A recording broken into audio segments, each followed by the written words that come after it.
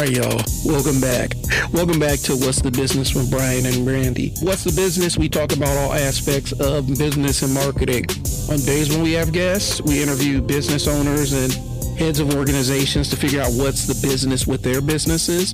On days when we do not have guests, we talk about marketing concepts and teach you guys a little bit of how to handle some of this marketing yourself or how to hire the person to do the marketing. So that's what we got. On today's episode, what are we discussing, my dear?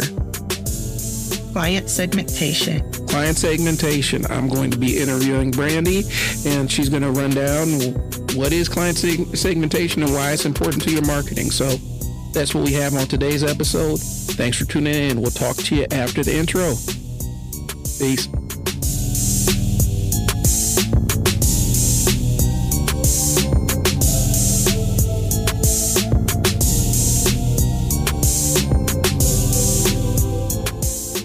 What's the business, y'all? It's Bryon and Brandi. Again, as like I said in the intro, we're going to be talking about client segmentation and what it means for your business and your marketing efforts. So, and Brandi's kind of the expert in this space. She can give a little bit more insight about it. So I'm going to be asking her the questions in this episode. Oh, I get to talk. So, Brand, in terms of client segmentation, let's start really broad. What is client segmentation? So client segmentation is literally breaking your clients into groups and tiers. So you provide and know how much service to kind of provide in time. All right. And so, if we're going to be doing client segmentation, like, I guess you say not wasting time. Why is that important? How does that save time? It saves time by knowing what clients you need to spend more of your quality time handling their product or services. So by that, you have your top tier clients, and then you have your in between, and then you have your bottom tier client. And your top tier clients are usually like your top 10 to 20% of your clientele. They're mainly your loyal customers. Okay, so when we say top tier, and you kind of mentioned it, but I want to dig a little bit deeper. So how do you classify somebody as, okay, this is a top tier, this is a mid tier, this is a bottom tier? Sometimes your clients will actually segment themselves into those tiers based on what services you're offering and what they want. But if they haven't, one of the things you need to look at is how much revenue is that client bringing in? How engaged is that client? Does that client keep to their appointments and dates? Are they invested? Do they take into consideration what you are, goodness, lost my words. Do they take into consideration what you are presenting to them, along with their opinion? Ask you as the expert, what do they value you? Your top tier clients usually really truly value you, and they're the ones that usually won't shop around. Or your bottom tier clients are the ones that are, I need this service for now until I find something better. So the bottom tier clients, would you say they're like more transaction based, like they're more transactional? Yeah. Okay. So your bottom tier clients are definitely going to be more transactional, where your top tier clients are definitely more relational. Can call them, you send them birthday cards, you get messages, they reply and like your post, they referred you. Can a bottom tier client graduate up to a top tier? Absolutely. Or a mid tier? Absolutely. And can a top tier get demoted down to the bottom tier? Yep. Okay. All right. So we have our top clients and our mid tier clients and bottom clients segmented out, right? Why would you want to keep the bottom clients around? Like, I'm asking, why would I want to keep the bottom clients in play? The bottom clients in play because you can grow them. A lot of times they may be your tire kickers or the ones that are on the fence, but you just have not quite sent out the one message that they really need to hear to convert them from a bottom tier client to a top tier client. And not everybody is going to stay in those places again, and they may move around from time to time. Your bottom tier client still could be good referral sources, good networking. You still want to treat them kindly, but they don't get as much of the attention as your top tier client. Okay. So maybe it's not the last thing. Well, it's kind of the last part of the intro piece of it. We're introducing the concept. Is it possible to say like the bottom tier clients can kind of sort themselves out? Like if they're not really connecting with it and you made your efforts, is it okay to say this person has kind of sorted themselves out from a client to more of a prospect? Does that make sense? Yeah, it does. I would say a bottom tier client can kind of sort themselves out to be more of pretty much an onlooker, to be honest, instead of, they may not necessarily be a prospect. You guys get between that individual will determine whether or not you want them to be a client. But at the same time, where do you really want to focus your energy on? Do you want to focus your energy on that person in your upper and mid tiers that is kind of your cheerleader? And it's like, yeah, go see Janet at such and such. She's great at whatever her product service is. Or do you want someone who is like, yeah, I met with them, I don't really know. Your top tier clients are the ones you definitely, top and mid tier, you want to constantly feed. You usually speak more to them. And so your information and expertise is definitely going to generate, even more questions. They start feeling more confident. They can start coming to you, asking you more about your product and services. So you actually get to understand how to market to them. Okay. It kind of sounds like, and stop me if I'm wrong, it kind of sounds like the 80-20 rule where, 20% of your client base is going to be the ones that pay that pay you the top 80% of your money. That makes sense? Okay. All right. So I guess the roundabout thing is, and I'll kind of condense it. The roundabout thing is, don't be afraid to and it's a marketing thing. Don't be afraid to have clients select themselves out. Don't be scared of clients that opt out of your products or services, because the reality is once you get them through, it can be challenging because they weren't really engaged. You kind of force them in there, and now you're doing a lot of extra work to keep them happy because they never really were committed to the services in the first place. Yep. So that's me putting my little marketing cap on. So we figured out kind of what the client segmentation is, right? If I gave you my database or gave you my CRM, which we're going to discuss what a CRM is. Okay. Stay with us. I know I just threw out some scary initialism, but it's not, we'll explain what a CRM is. But if I gave you my CRM, it has all my client data in it, has all their purchase history in it, what products they've bought, what services they have, whether they've signed up for ongoing promotions, emails, and the whole nine, right? What will be the first thing you do with it to segment it? The first thing I would do is to segment it. Yeah. Is search my clients out who have been with me the longest, and also who have generated who have done the most transactions or generated the most revenue. Okay. So, and that's the kind of how you figure out what their engagement level is, right? Yep. I mean, those are the first two things. There's more that you can do with that. Okay. What's the more? Tell me. So, then you go into, you should, if you haven't started tracking in your CRM, track if they were referred to you and if they were referred to you from another client, and also if they have referred newer clients to you. That lets you know that they are your voice. They are behind you and they really do stand by your product and services that you offer. And then you can go into, other things. Are they following social media and whatnot? Do they like and share your post? If you ask them to, do they actually call you with questions if something's not going right with your product or service? Or do they hop right onto the internet and give you a bad review because something's gone wrong? Pretty much, how often do they communicate back with you? You can see things like that.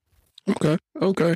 So now, how do you track all this stuff? And I know we mentioned it, but we've kind of winked at it, but now we're about to say, how do you track all this stuff? You use a spreadsheet? I mean, it seems like You can, but it seems like it would be a lot.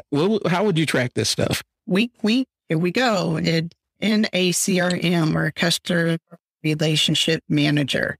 And some of the things you can do with a lot of customer relationship managers is gather all your data. And there you make groups of certain people. So, you can, if you are a salon, you can group your customers by male or female, long, short, medium hair, texture, thickness. So some of the things may, whether they color their hair or they keep it their natural color, little things like that. Do they have, if you're a salon owner, do they have a preferred stylist in your salon? And I'm just using the salon as an example. If you're a salon that offers something like eyebrows tinting or lash extensions or something like that, do they utilize the other services within it? So you can make groups and put people within those groups.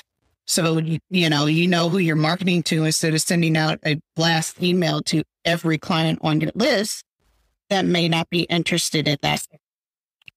Well, and so if we're talking, I know like in the business world, in the B2B world, you see a lot of stuff for like things like Salesforce and Zoho. Those are some of the big brand names in it, but there's so many different CRMs out there and they have them for so many different industries that you can probably with a Google search find one that fits close to what your industry is and utilize that one. I know even if you use like QuickBooks for your accounting and stuff, if you're invoicing and stuff, you have the type of service that they purchase from you, you can have an entire transaction history and all you have to do is import it from your QuickBooks or whatever your accounting software is into your CRM and it could populate that stuff for you. So, okay, so we know that the tool to use is a CRM. Would you advise trying to keep track of this on a spreadsheet if you don't really have to? Not if you don't have to, but I mean, if you're someone who's great at creating spreadsheets where you can go in and, make fields where you auto select what it is. Yeah. I mean, but then you're constantly possibly updating or making new categories. And I don't know. I think spreadsheets are difficult, but that's my opinion. Can you use a spreadsheet? You absolutely can. Yeah. And if you're just getting started out, you can, but realistically, if we're talking, you want to be a serious business owner, on levels, you have to invest in your success. And I would say that a decent basic CRM, you can get like Pipedrive for like $9 a month? It's a small investment that can yield big results because it allows you to keep track of everything. So that's my nerd moment. And when you say keep track of everything, it literally can help you keep track of everything, the demographics, the customer info, what products and services you've offered to them, any events that you've invited them to and they come to. Like a good CRM just is amazing and necessary to run your business. Emails, phone calls, any level of interaction that you have with them. Basically, it's the whole customer experience in one spot. So it's the tool that we're talking about that's going to help you really segment your clients. And also, for some of the industries, like I just came from the finance industry, it's a good place where you can keep all your notes for that in case you have to. One, you can review before your next meeting. Two, if there's any compliance factor that you have to present and make sure you're operating in the client's best judgment. All right. Oh, okay. So now we have the tools that you're going to use we have the tools. We have an idea of what we want to do. So let's talk about how we're going to use the tools to implement and start the segment. And that's what we're going to do. We're going to take a brief pause for the calls and then we'll get right back to you. So when I wanted to get started in the podcasting game, I was looking at different platforms and I had done podcasts before and I was looking at something that would allow me to get started as quickly as possible because when you're a small business owner, momentum is everything. things that allow you to get started without a lot of seams or steps, allow you to feel some success early on, and it encourages you to keep pushing through. And that's where Anchor comes in. Anchor is the platform that I use. It's a free platform that gives you all the tools you need to get started with your podcast journey. There's all kinds of creation tools that allow you to edit your podcast right from your phone or your computer, so it's always at your fingertips. And Anchor will distribute your podcast for you, so it can be heard on Spotify, Apple Podcasts, and many other providers. So it allows you to make money from your podcast with no minimum listenership. And that's huge. That's what I'm talking about with getting that momentum. So if you want to get started and have everything you need to make a podcast in one place, then download the free Anchor app or go to Anchor FM to start your journey. Thanks for tuning in. Back to the show. Welcome back to the program, y'all. So we've already discussed what client segmentation is. We talked about the tools you need, not CRM, the tools you're going to need to do this. So now what do we do with this information? We got the tools laid out. We know why we need to do it. So what do we do now? So now what you can do with this information, now that kind of have segmented out your clients, is now you can really target and repurpose your marketing effort to your top tier clients, and then figure out also on your lower tier clients, how can you either continue to engage them or re-engage them if there's somebody who's kind of left your services, whether it be a mailer is a good thing. The power of direct mail is something that we forget about in the technology age, but it's actually still more powerful. That's why you get all the junk mail right. that you have. And Bryon can tell you about that in another episode. Yep. But you can start creating some of your social media. You can create your podcast and that you had the ideas to based off of what kind of products and services your top tier clients have done. And speaking of creating podcasts, we can help you create a podcast. I Sell Words, which is the company that is behind What's the Business. We can help you get your podcast created, and we'll walk you through from conception to production to editing to marketing. We're here every step of the way. If you're interested, hit us up at mail@isellwords.net. Email link will be in the show notes. So shoot us an email and we can book a consultation and sit down and start forming out what your podcast future is going to look like. All right. So marketing, content. All right. So it can help you determine your content and stuff. It also can, to recycle back to our last episode, if you already have a big enough book of business where you're starting out, it could actually help you create your ideal client avatar so you know who you're speaking to. All right. See, it helps to pay attention because the information comes in multiple parts. To learn more about that, look up or go back to our last episode, which I believe was episode 2, where we talked about client avatars. So and we talk all about what building a client avatar means. So from a marketer's perspective, we have the segment, we kind of know the level of engagement and stuff. This is where I come in as a marketer and say, okay, here are the different ways that we can engage your different tiers. Maybe a loyalty program to get those mid tiers a little bit more committed to your services and products. For your top players, this is where we may have a referral program or a referral bonus program, or maybe even a loyal customer. You've been a loyal customer of us. Here's a gift from us to you. Brandi and I used to go to, that auction that we went to. It was like a fundraiser, and they were auctioning off, trips and jewelry and all the other stuff. And we're sitting there talking to people like, yeah, man, enjoy your trip. No, I didn't buy this trip for me. This trip goes to my best referral, my client that refers the most, or my client that spends the most money with me. This is something I can give them to keep me engaged. It didn't cost me a heck of a lot to get in the auction, but for them, it's going to be super valuable.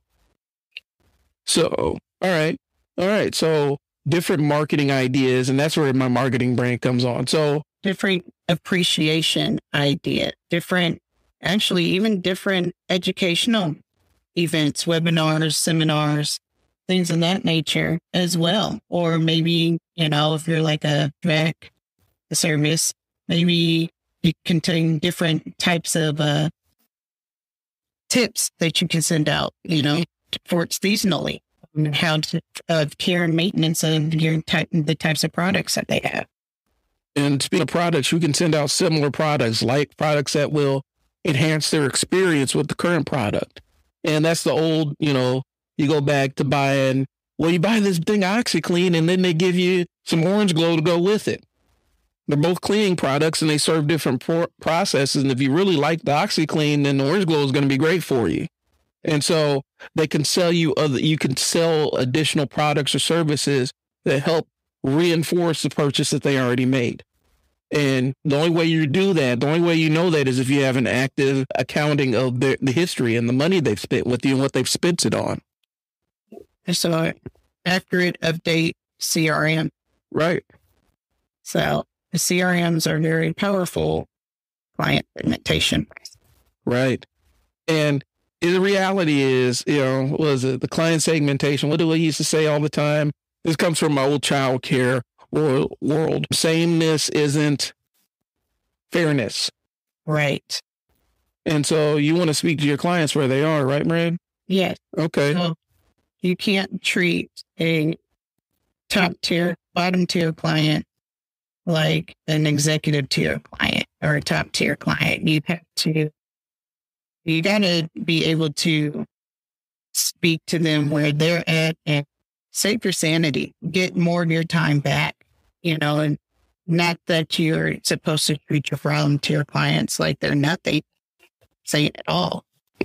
Still honor them, respect them, treat them appropriately, but you don't want to spend all your time on research for those types of clients. You want to be able to manage the needs of your top tier clients because those that are serving you best. Right.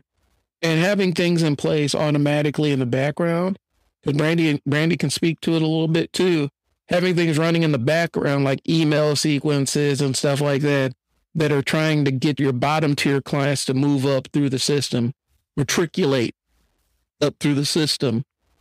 Go with big words. Allows them to really move through and show higher levels of engagement, because maybe that bottom tier person would be a top tier, but they just haven't seen the right product or service to engage with.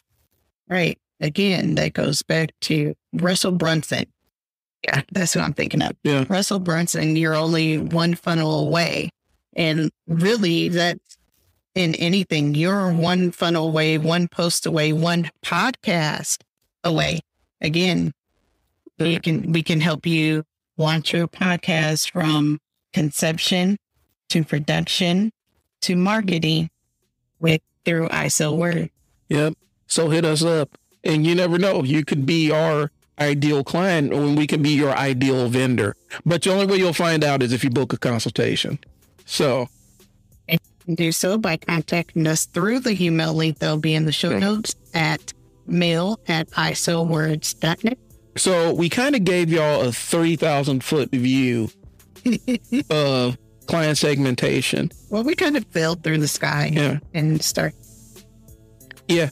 And the idea is we don't want to narrow it down too much.